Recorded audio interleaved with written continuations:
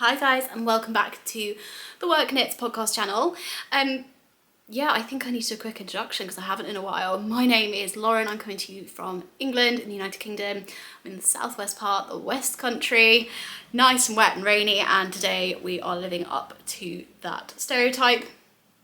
I've got a cup of minty tea and quite a jam-packed episode for you today. So I've been really looking forward to recording. I have recorded kind of a day later than I normally would because I was just so close to getting a few things sorted and ready for the podcast, and I just thought, yeah, there's a nice bit of closure on that. So a quick rundown of what we're going to be going through today. Some standard finished objects, whips, project talk. I've then got a little tour of a relatively new yarn shop that I wanted to include in this episode now that I'm doing these videos kind of weekly. And then I've got some really exciting yarn update news, and I was going to give you a quick run through what's currently in the shop ahead of a birthday sale that I'm running next week. So a lot to pack in. Put my hair up because we're getting down to business.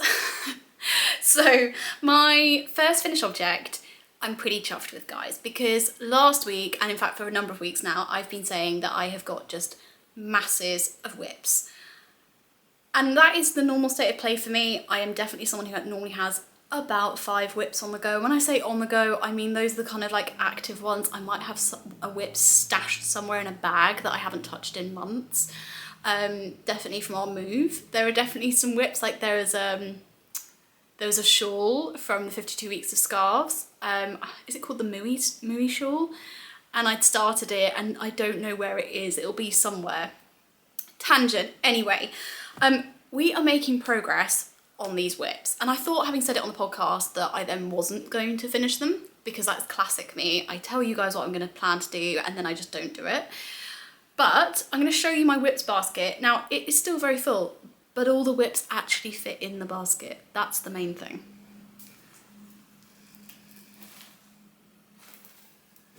We're doing well, guys.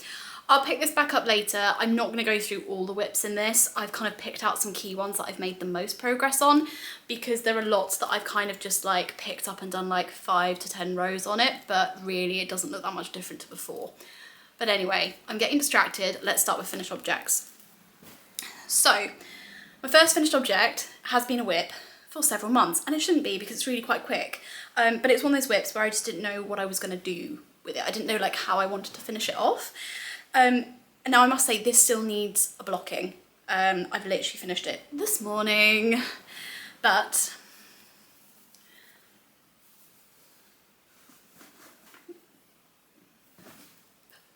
we have finished this very scrappy, very random crochet. I'm not going to call it a blanket. I have decided what I'm going to use it for, and I'll come on to that in a moment. But for those who, for any reason, haven't seen the backstory on this, 2 years ago? Last year, I picked up, I went to Wonderful Wales, and there was a kind of antique-y bric-a-brac stall there, where they had all sorts of different bits and pieces, like antique bobbins, buttons, all sorts. And they had these big baskets at the front, which were full of these kind of egg-shaped, hand-wound balls of a really quite rustic worsted weight yarn in all these different colours, and they were selling them for like 50p. And so I picked up probably about 15 of these in loads of different shades, and my idea was always to kind of crochet them into like a rug. But the more they sat in my stash for over a year, and then when I did pull them out, I was like, right, I'm gonna do this. Actually, even though I'd bought kind of packs of colours, like I bought groupings of colours and kind of fades, actually, when I started lining them all up, I was like, oh, I don't really know how I'm going to put these together. So something that was meant to be massive has actually turned out reasonably small. So this is it folded in half. And it's a kind of unusual colour combination for me. This bit in the middle is a very me colour combo. It's coming out not quite right on camera, but it's kind of like a cranberry with like an olivey colour. It's really pretty. And then I've bordered that with this kind of oatmeal-y colour. So that's quite classic for me, that combo. And then separately, pink and red is a huge colour combo for me. I love it. But I've never put them together. So question mark whether or not it works. I think from a distance it's quite cute. It's quite scrappy. And in terms of how I made this, I used a 5mm crochet hook. I never know how to explain my crochet technique, so I'm going to hold it up to the camera and the more experienced crocheters will know what this is.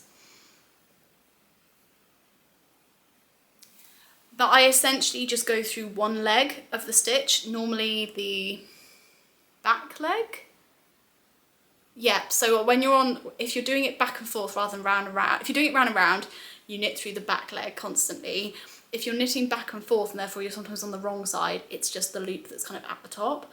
But yeah, I did a combination for this. I did it in panels kind of. I did it like modular. So this whole middle panel was worked back and forth, back and forth. I then did this border worked in the round around that, and that was an error because it's kind of pulled the corners. I don't know if you can kind of tell. So then when I got to the pink and red bits, I started doing it in like, I do both the short ends, then the long ends, both the short ends. Yeah. And then I finished it off with some tassels, which I love. So when I block it, I'll probably give it a steam block rather than getting the whole thing dunked, because I don't really want the tassels to like matte and felt. I could have waited to put those on until I blocked it, but you know, I wanted to see how it all looked and I kind of just wanted to like, done. I've got a couple of these tassels I still need to cut the loops on, but apart from that, happy. So I can't really give you colourway names, I can't give you brand of yarn, but hopefully I've given you enough detail that if you've got a load of kind of worsted weight scraps of yarn in quite a rustic, I mean this really is quite abrasive, then you know what to do with it. And what am I going to use this little tiny miniature blanket for? Well, I'm not going to use it as a blanket. I had this like eureka moment when I was finishing it off this morning, because I was thinking, oh, maybe it's a lap blanket. And then I was looking outside and we had this like 15 minutes of sunshine, and I went to go and knit outside, and I didn't want to sit on the bench. I wanted to sit in the spot of sunlight on the floor. And it seemed so silly to drag out our full picnic blanket, which is one of those ones that you like fold and roll, and it's just really big for one person. To be honest, it's not that comfy.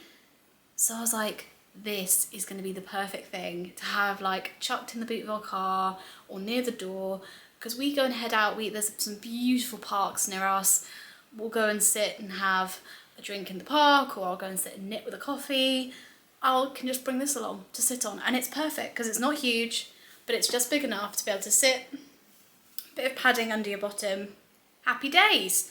So there we go, that's going to be my new, like, kind of picnic blanket, sit outside blanket, rug, what do you want to call it, guys? I have no idea, but I'm really happy with that. So I'll give it a block, and then I will then be able to show you guys over on Insta me actually using it and it in situ, so you can get a bit of context. But yes, that is my first finished object.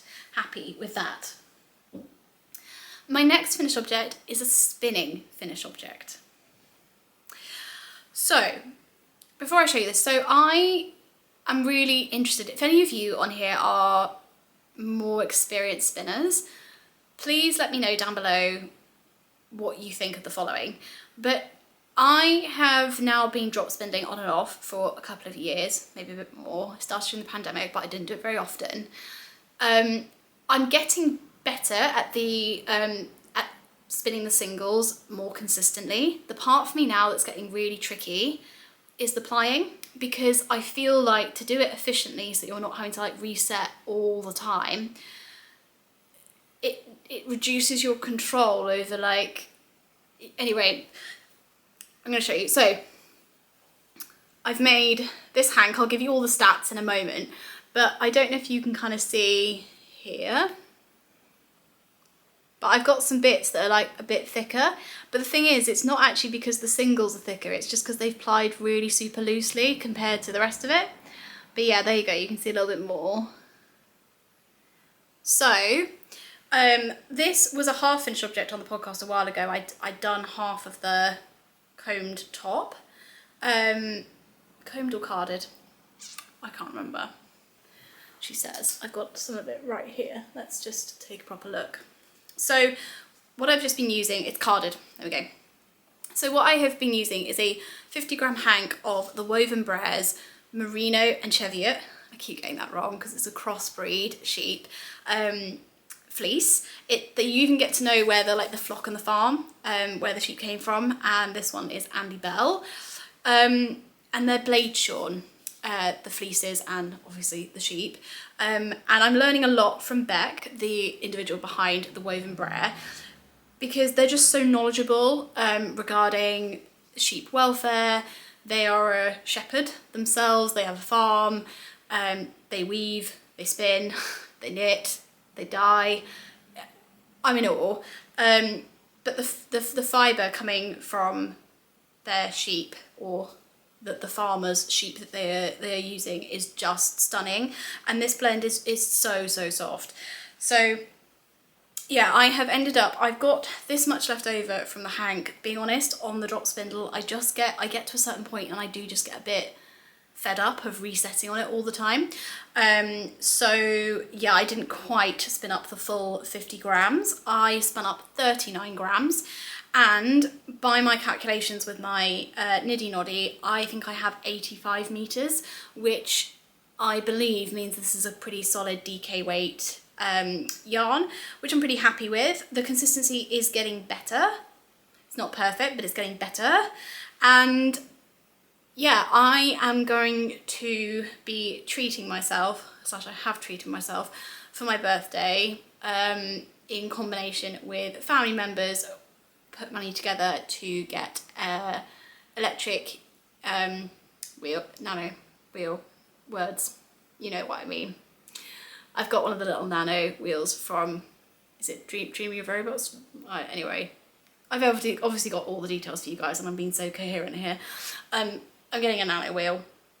I'm not quite sure when it's arriving. I've put it on order, and I am going to try and participate in Tour de Fleece. I'm going to go on Ravelry soon and see if there's a team that needs an extra person. If anyone here knows of a team that needs an extra person, I'm here. But yes, I am going to try and participate in Tour de Fleece, and my hope is that because the position I'll be able to sit in will be a lot more comfortable with the nano, and because I won't be having to constantly reset.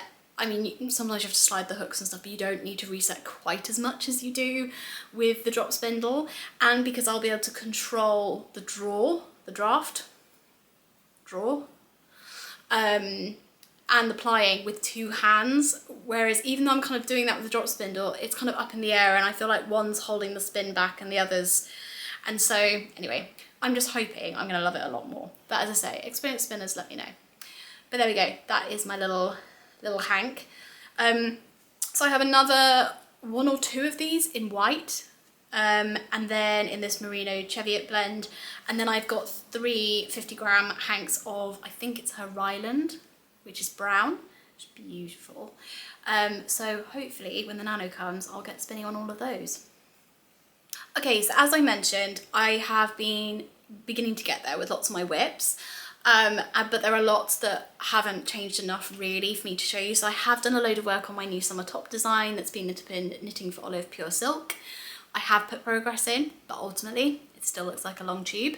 So I'm going to wait until I've actually progressed that quite a lot further to show it on here. But keep your eye out on Instagram, because I am going to start trying to be better at producing, kind of like taking photos and producing clips of me like as I'm working on stuff, which I'm not fantastic at the moment, so we'll get more disciplined. And then there's like my crochet summer top. I've done some work on that. I have picked up my terracotta sweater. I've made the decision that I am not going to do the texture and the colour work on the sleeves. I think visually it would look beautiful, but honestly that's what was putting me off finishing that project.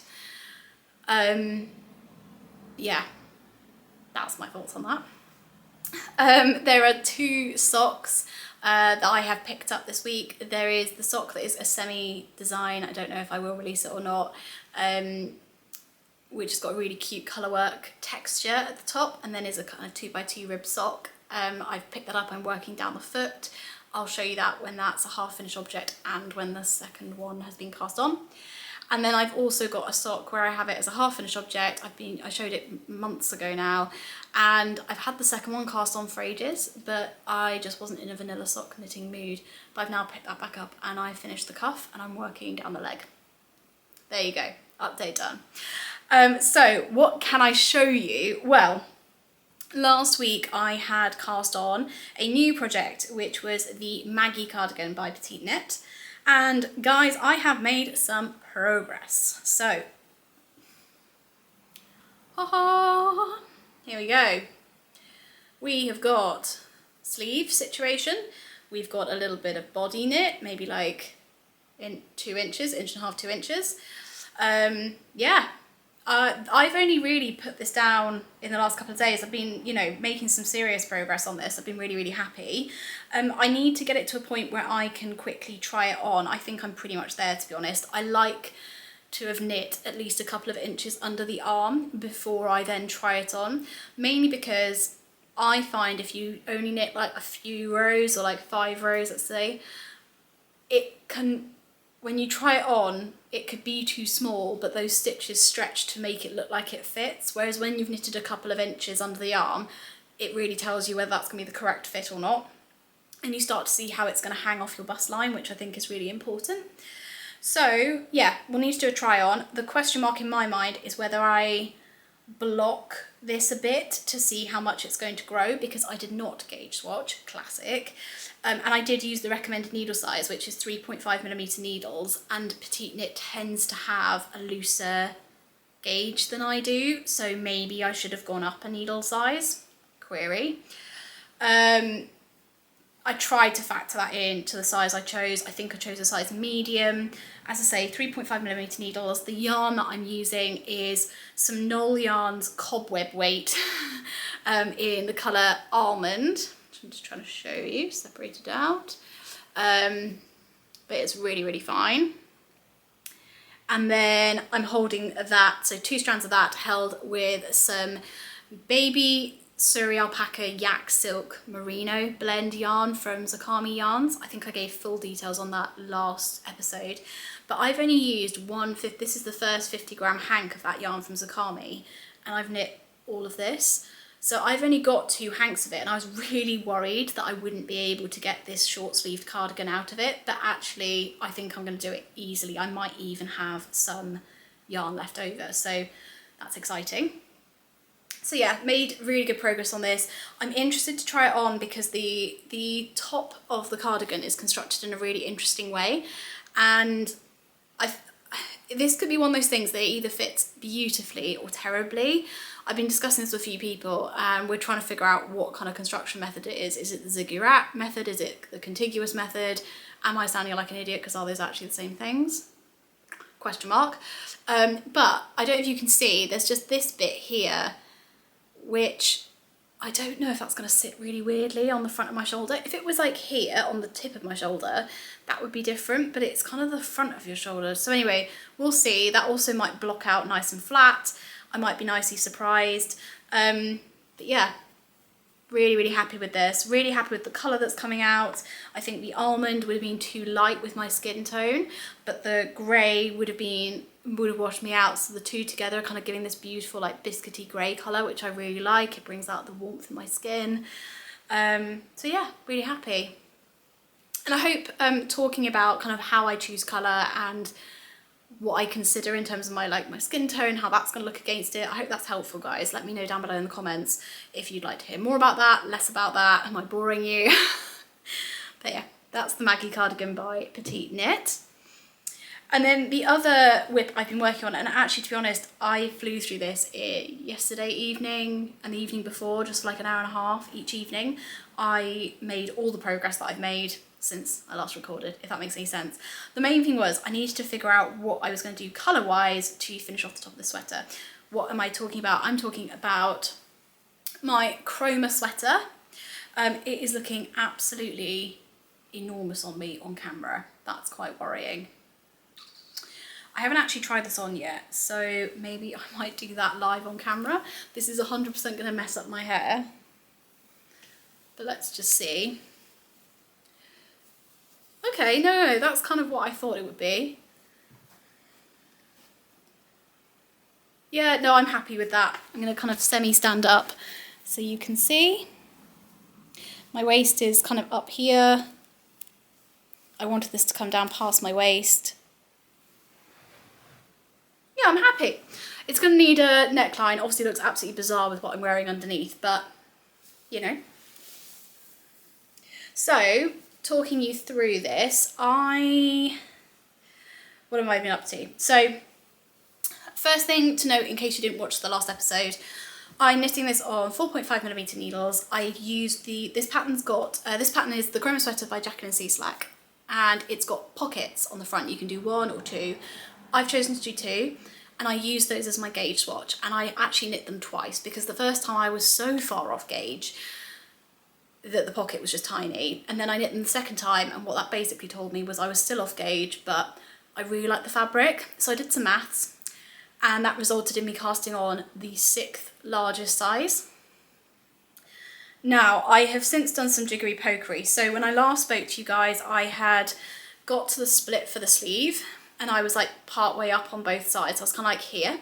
And my main thing is, because I'm colour blocking this, which is the idea behind the sweater, like the original pattern is colour blocked, but hers is definitely colour blocked in a far more intentional way. Like, she had plenty of yarn in each colour to make sure it was really, you know, I wanted mine to look intentional, but I'm ultimately working with lots of kind of different one-off skeins that I've got in my stash.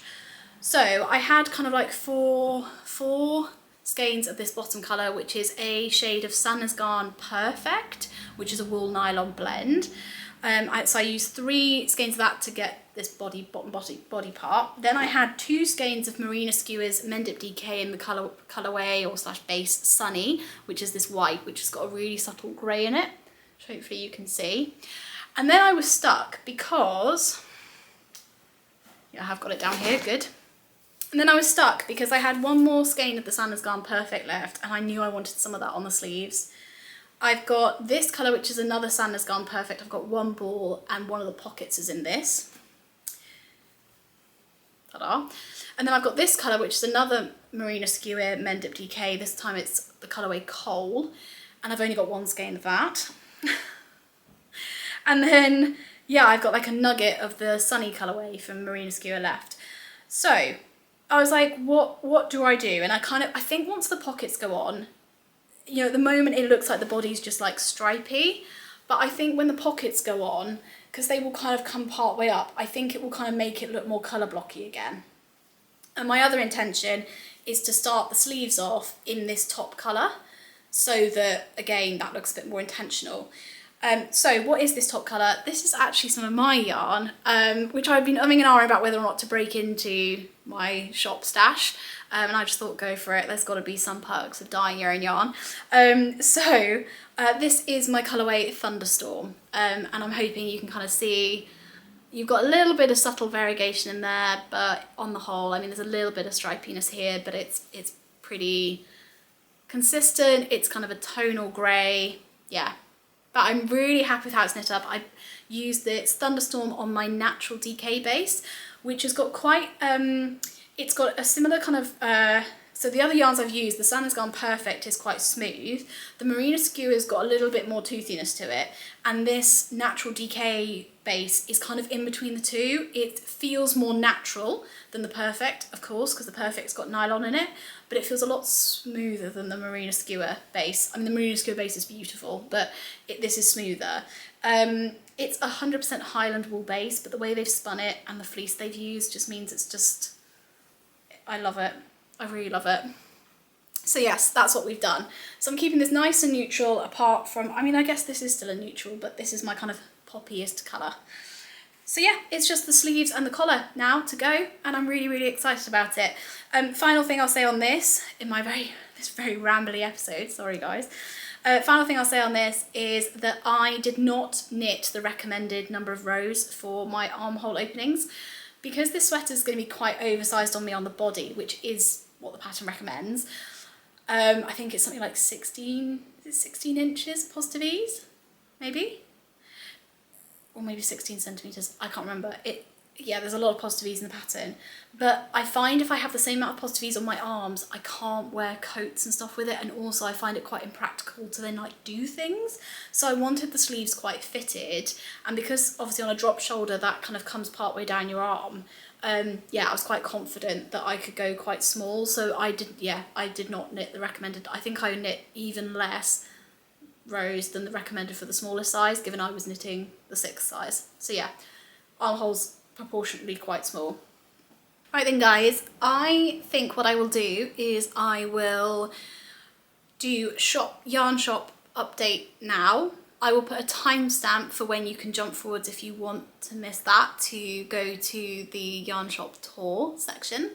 But I would stick around for the yarn shop update because there's some really exciting stuff in there that I think hopefully is relatively widely applicable.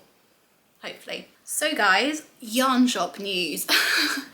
So I've got two bits of big news. The first is that I am going to be doing advent calendars this year. I might be biting off more than I can chew, given that I've only just started this yarn company, but I just think the whole concept of the advent calendars is really, really exciting, and what a treat, and what a creative, like incredible creative thing, if that makes any sense. Like the whole like process of planning the different skeins and the different colorways and taking that point of inspiration and then drawing it all the way through. Sorry, we've got some works going on outside. I hope you can't hear that too much. So yeah, hopefully by the time this video is up, this should be released on Instagram and over on my website, which I'll link down below. I will be operating a pre-order system. My aim is to keep the pre-order open until end of September, but we will see how that goes. If for any reason it looks like that will affect people getting the advent calendars on time, then I might adjust. But my headline really is that I personally have never bought an advent calendar before. I've done advent calendar swaps, which are really, really good fun, using kind of little bits from Stash. But yeah, I've never like bought a professionally made one, and that's mainly been because they've been out of my price range and my budget. So given that the whole theme of my yarn company is affordability and environmentally friendly, I am trying to make these more affordable where I can. So I am going to have 5 different advents up in the shop. For more details on kind of pricing and stuff, please do head over to the website. But as kind of like a broad overarching, I've got a couple of advent options that will be around the £50 to £60 mark. And then the most expensive advent option is £120. And I've worked really hard to make sure that, yes, I'm paying myself my time, but this business isn't meant to be about kind of taking as much profit as I possibly can. This is about sharing the love of hand-dyed yarn with all of you. So I really have squeezed this as much as I can. I want to make sure that they're packaged beautifully. I want to make sure they feel like a treat. But obviously I've got to make sure I cover costs and pay myself for my time. So I hope that's an exciting thing for all of you. I hope the pricing makes at least one of the options accessible to all of you. I am just so excited. The theme of my advent is going to be a year in the city that never sleeps. So you can see all my inspiration boards in a little kind of video that I've created over on Instagram. Even if advent calendars are not your thing, I'd be so grateful if you could just give that video a like or share it on your stories, or comment someone that you think would like it. Yeah, all the support you can provide, I would be very, very grateful for. So that is my first really, really big update. You'll see in there that I've mentioned that I'm doing a fibre advent. I actually haven't dyed fibre to put in the shop before, but I realised I totally missed the boat on this with Tour de France and the Tour de Fleece that goes with it. But I was like, how fun would that be to have hand-dyed fleece for the Tour de Fleece? Like have like an actual set that's like a Tour de Fleece set. So that will definitely be something I'll be doing next year. I am thinking of doing like a little impromptu half set, or just putting some dyed fibre up in the shop over the next couple of weeks. That's something I'm very keen to get into. The other bit of exciting shop news, gosh, all the news today, guys, sorry, lots of info. But the other exciting bit of shop news is I am going to have a birthday sale from tomorrow, which is Saturday the 30th, through to Saturday the 6th of July. I just want to share the happiness of my birthday with all of you, and that discount's going to be about a 20% discount. I can't unfortunately discount shipping, but I can discount the yarn. And I believe with that 20% discount, that will take each skein to under £7. So yeah, hopefully a real treat. With that in mind though, I realised I'd never kind of gone through on the podcast what I actually have up in the shop in full. So I'm going to do this relatively quickly because I know it's not everyone's jam. But here we go. So I've got 4 bases. I've got sock, I've got a superwash merino DK, which I'm calling smooth DK. I have got 2 different weights of a 100% Highland wool yarn, which is actually really soft, really plump, but has that kind of naturalness to it, the feel. It's not rustic, it's just natural is the best word I can describe. It is so beautiful for texture. So I've got those 4 bases. I have got almost all colours across all bases, not quite, and some has already sold, so subject to availability a bit there, guys. But in no particular order, I've got this colourway, which is like a greeny blue colourway. It's coming out more blue on camera, so do go and check out the photos on the website, guys, for kind of a bit more of an accurate representation. But this is called Getaway. It's quite well contrasted with this. This is a more like kind of blue.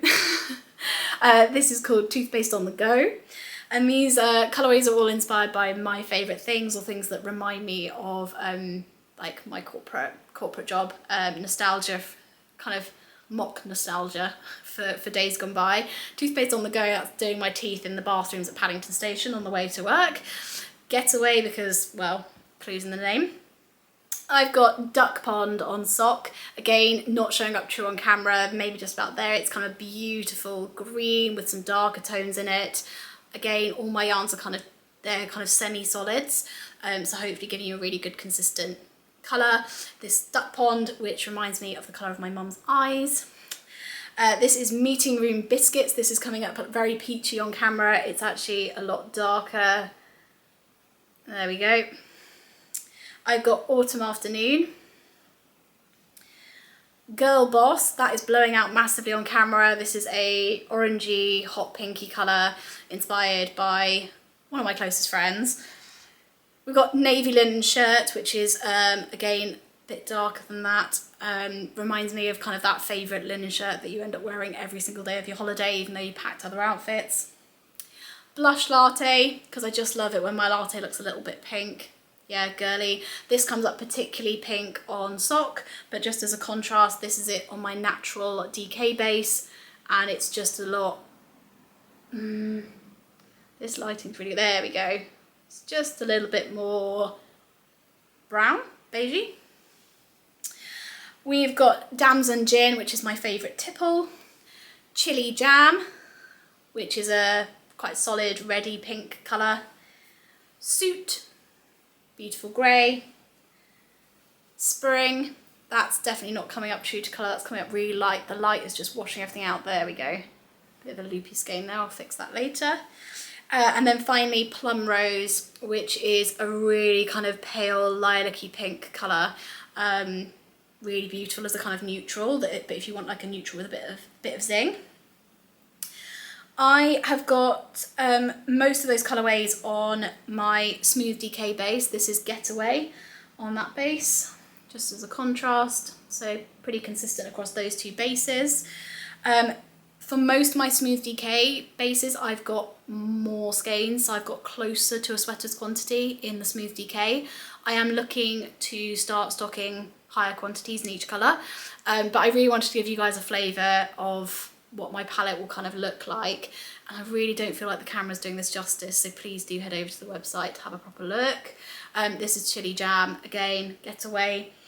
And then, yeah, these are just my natural DK base, really beautifully plump.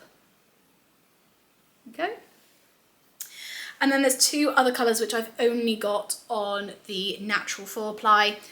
This is Pinot Noir, which is a really gorgeous kind of rich inky purple colour, bit of red underneath it.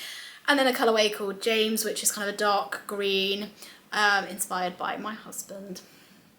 So yeah, that's just a kind of quick overview. As I say, please do go and have a look at the website for proper representations of colours. And finally, before I kind of give you a tiny snippet of what's going on this weekend for me, I wanted to show you around Knit With Me in Richmond in London.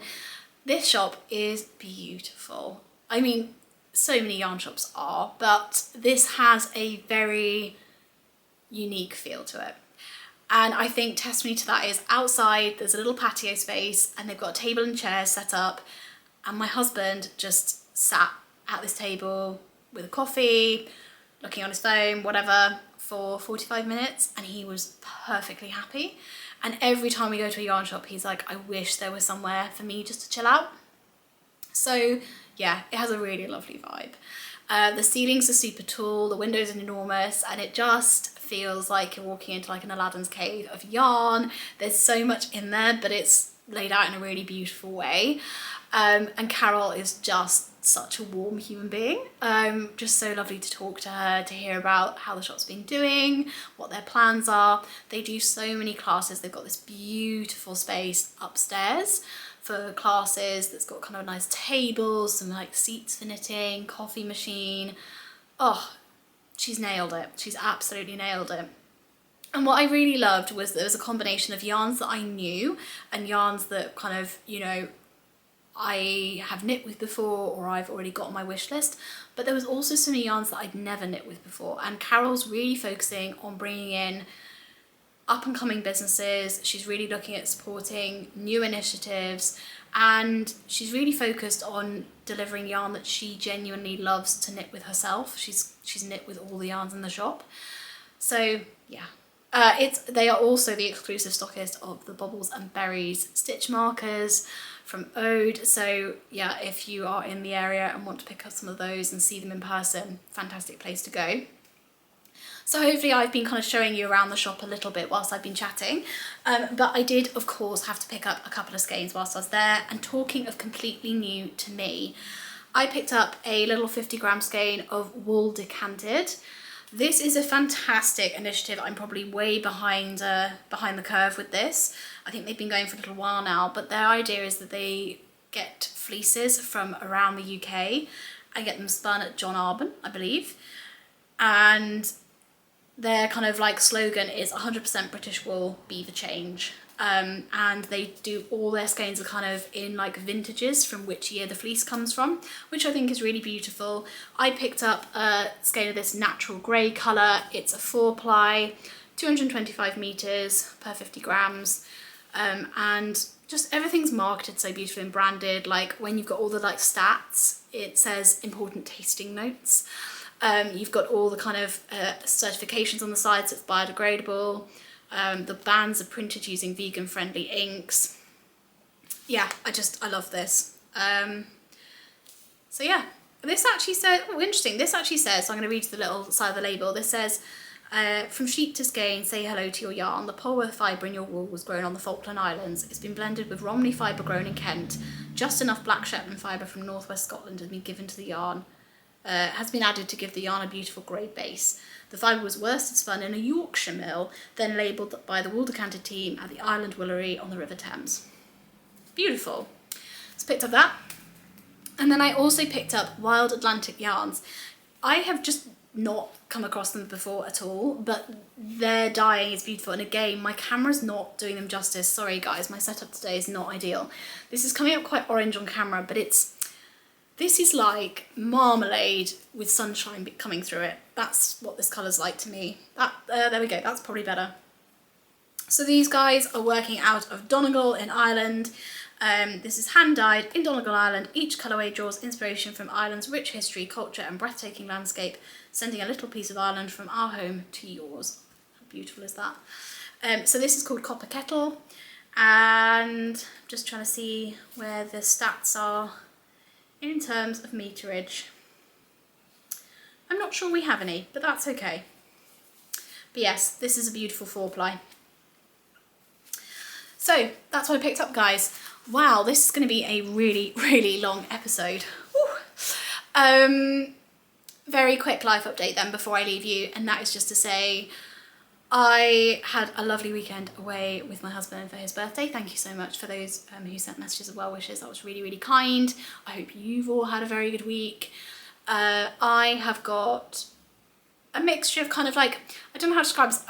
My next week or so, it's not busy because I've got things like scheduled in. It's busy because I've got quite a long to-do list, but I'm quite excited about that. I'm keeping up with my have your to-do list and just see what you can do off it, rather than putting my entire to-do list in my diary for each day. And that's working well. Being a really boring adult, have got very excited this afternoon because we finally bit the bullet and bought a new Hoover. Guys, we've got like 4 Hoovers in the house, none of which particularly work. One of which we borrowed off my parents, they very kindly lent it to us for a while. But with Bee, our cat, she's just shedding everywhere, and the house, like the floors, the carpets, the Hoovers were not cutting it. So we've invested in a brand new Hoover. It arrived just before I started filming, so I'm very excited to get that out and just blitz the whole house. We are narrowing down on tradespeople coming in to help us get the bathroom project moved along, so that will feel really good.